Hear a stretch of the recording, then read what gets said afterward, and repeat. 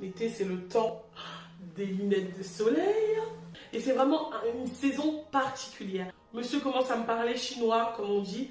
Il veut me parler. Il fait, est-ce qu'on peut faire une pause? Est-ce qu'on peut pas revoir? Voilà. Pendant la période d'été, ceux qui sont... qui ont des convictions, qui ont certaines valeurs, ils deviennent un peu plus légers. Mon frère, il faut connaître ta faiblesse et ne pas t'amuser à guetter, tout capturer, faire des screenshots dans ton esprit. Et par contre, ah, tu montes, tu m'as déposé, la fille, tu as fini de la déposer, tu montes à la maison, on va regarder un Netflix. Menteuse! Le frère, elle a attrapé comme ça, yeux dans yeux, nu, couche avec moi. Le gars a dit quoi? Il n'a pas dit d'accord, non. Il a fui.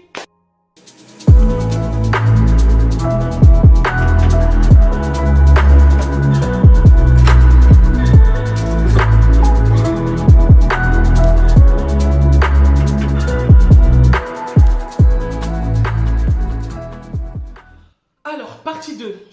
On disait que devant la tentation, on n'accuse pas le Seigneur. On ne dit pas c'est Dieu qui m'a tenté, c'est Dieu qui m'a mis dans cette situation. Non. Parce que dans un premier temps, on veille à dompter sa chair. On fait attention à ce qu'on regarde, on fait attention à ce qu'on ressent, à ce qu'on goûte. Attention que ça ne nous amène pas dans les histoires passées d'avant. On prend des distances, on évite des contacts trop physiques. On évite, voilà, on fait attention, on veille sur soi. Il faut être vigilant. La Bible dit dans Proverbe 6, verset 28, « Peut-on marcher sur les charbons ardents sans se brûler les pieds ?»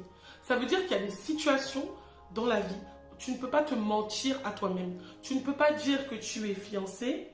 Je parle aux enfants de Dieu. Tu es fiancé avec ton fiancé. On va aller à Center Park tous les deux, mais il ne va rien se passer. Mon frère, ma soeur, tu joues à quoi? Center Park, là, c'est pour ceux qui ne savent pas, c'est une piscine, un parc aquatique. Donc, on est obligé d'aller à la piscine, on est obligé d'être dénudé parce qu'à la piscine, on n'y va pas habillé. Donc, on en va en maillot de bain. Ma soeur, tu joues à quoi? Tu veux mettre le frère dans les problèmes? C'est comment? Donc, peut-on marcher sur la braise sans dire qu'on s'est brûlé les pieds?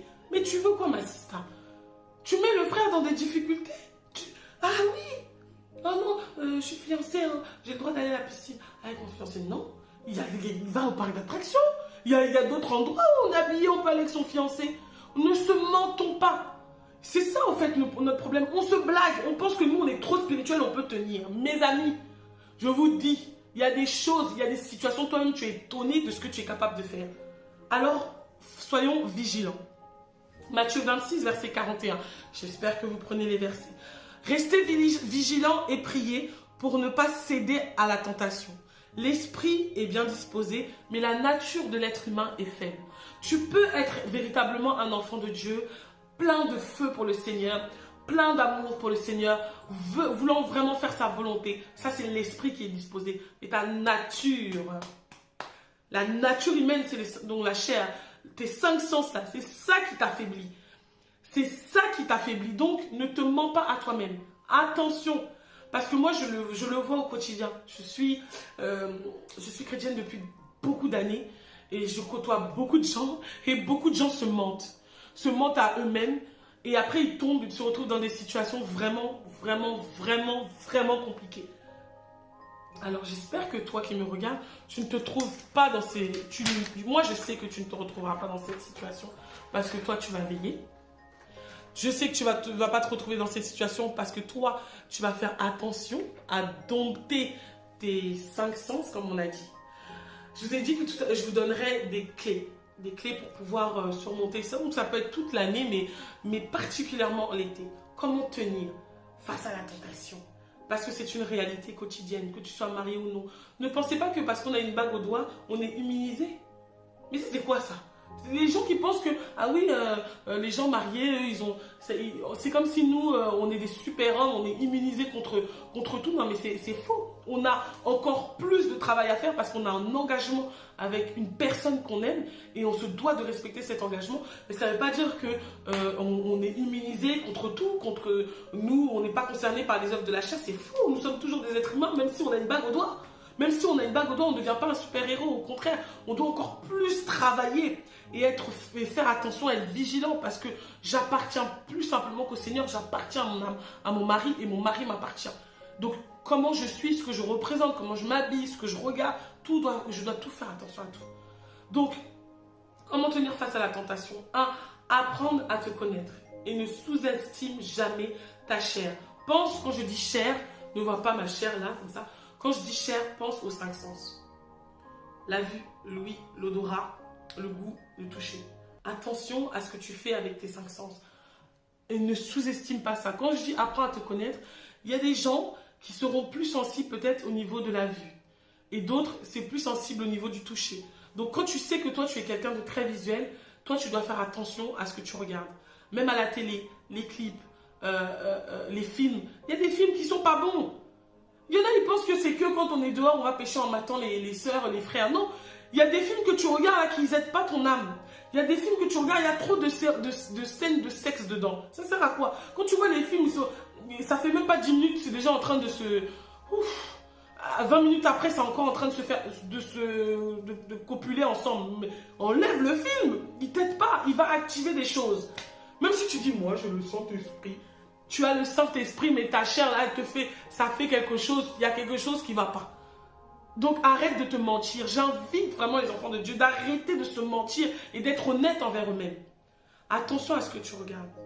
Attention à ce que tu entends. On parle beaucoup de péché liés au corps, à la sexualité, mais aussi ce que tu entends. C'est pas tout ce qu'on doit entendre. Quand j'ai parlé des musiques, il y a des musiques qui ne vont pas t'aider. Des musiques qui vont vouloir te pousser à te jeter dans le lit. C'est la réalité. Il y a des musiques vraiment compliquées. Il y a des musiques compliquées. Essayez de comprendre mon langage. Qui vont vous pousser à faire des choses compliquées. Il y a même des gens qui mettent des musiques, les gens qui ne sont pas forcément chrétiens et qui ont des rapports avec leurs copains, copines. Ils mettent des musiques, ils disent quoi? Pour créer l'ambiance. Donc la musique a la capacité de créer l'ambiance pour te disposer, t'ouvrir à des choses compliquées. Donc attention à ce qu'on écoute. C'est la première chose. Apprends à te connaître. Toi, tu es sensible plus sur quoi? Sur ce que tu vois, sur ce que tu entends. Ce que tu entends aussi, c'est attention, parce que il y a des femmes qui aiment bien qu'on les drague, elles prennent du plaisir à ce qu'on les drague, on leur fasse les éloges tout le temps. Ma soeur, attends, on va pas nourrir ta chair tout le temps comme ça. Donc ça aussi, fais attention. Parce que tu entends, parce qu'il y a des hommes aussi, ils ont ce radar de savoir que cette fille-là, elle aime bien pour l'encens. Donc je vais l'encenser, tu es belle, tu es belle aujourd'hui, tu es belle, tu es belle aujourd'hui. Et comme tu aimes ça, donc on va nourrir ça, et puis après on va finir avec toi, et tu vas pleurer, tu vas dire Seigneur, pourquoi? Donc attention à ça. Attention si tu es sensible à ce que tu entends, aux yeux, à ce que tu veux toucher, etc. Et apprends à te connaître. Il faut que tu saches, moi je ne vais pas jouer avec mon ouïe, moi je ne vais pas jouer avec ma vue, moi vraiment tu cibles. Amen. Deuxièmement, donc ça c'était la première chose, apprends à te connaître. Et ne sous-estime pas ta chair. Deuxième chose, Dieu n'est pas en vacances. Ce n'est pas parce que c'est l'été que Dieu est en vacances. Si Dieu n'est pas en vacances, ta foi doit être active de septembre à septembre et pas simplement de septembre à juin. Quand je dis ta foi est active, c'est-à-dire que tu continues à aller dans ton assemblée, dans l'église. C'est pas parce que c'est l'été qu'on va plus à l'église. Tu continues à avoir une vie de prière. Si tu n'en as pas, tu peux démarrer une vie de prière en été. C'est possible. C'est pas parce que c'est l'été qu'on ne prie pas. Genre, c'est trop bizarre. Moi, je me souviens quand j'étais pas chrétienne, et l'été arrive, et j'avais dit, mon père dit, bon, on va à l'église. Je dis, mais c'est l'été, là. Il me dit, oui, alors. Je dis, on va à l'église même l'été. Parce que pour moi, c'est comme si, pendant l'été, bon, papa, c'est bon, tu peux rester à la maison. Mais non, Dieu n'est pas en vacances. C'est le calendrier des hommes qui a créé ça. Mais Dieu n'est pas en vacances. Dieu a toujours les mêmes regards sur toi en été. C'est pas parce qu'on arrive en été qu'il te regarde moins et qu'il ne sait pas ce que tu fais. Donc, il faut que tu aies une vie de prière. Même tu peux activer ta vie de prière en été. Il faut que tu aies une vie de méditation. Tu peux lire la Bible, t'intéresser aux choses de la Bible. Même en été, continuer à méditer la Bible. Continuer à avoir cet amour pour la parole de Dieu. Faire des communions fraternelles. Rencontrer tes frères et tes sœurs. Oui, en été. C'est possible. Il y en a qui ne vont pas en vacances, il y en a qui n'ont pas la grâce de pouvoir bouger. C'est une réalité. Donc la vie continue. Et même en vacances, au bord de la plage, tu peux prier.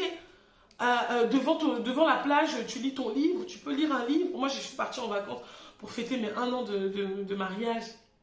Ça y est, chérie. Le 25, en mai. Et j'avais mon livre, j'avais ma Bible, j'avais mon livre que je vous exhorte d'ailleurs à acheter, Sortir des prisons intérieures de Pasteur Ivan. Je continue à édifier mon âme, je continue pas parce que je suis en vacances que j'oublie Dieu. Ben non. Ah oui. Troisièmement, attention, pendant l'été surtout, attention aux mauvaises compagnies. La Bible dit dans 1 Corinthiens 15, verset 33, ne vous y trompez pas, les mauvaises compagnies corrompent les bonnes mœurs. Tu vois, la Bible même te dit, arrête de te mentir à toi-même. Il y a des gens avec qui tu vas traîner, même si tu as des valeurs, tu as des principes, à force de traîner avec ces gens, tu vas perdre tes valeurs, tu vas perdre tes principes et ils vont te corrompre. Donc, faire très attention aux compagnies pendant l'été. Ne vous y trompez pas, 1 Corinthiens 15, verset 33.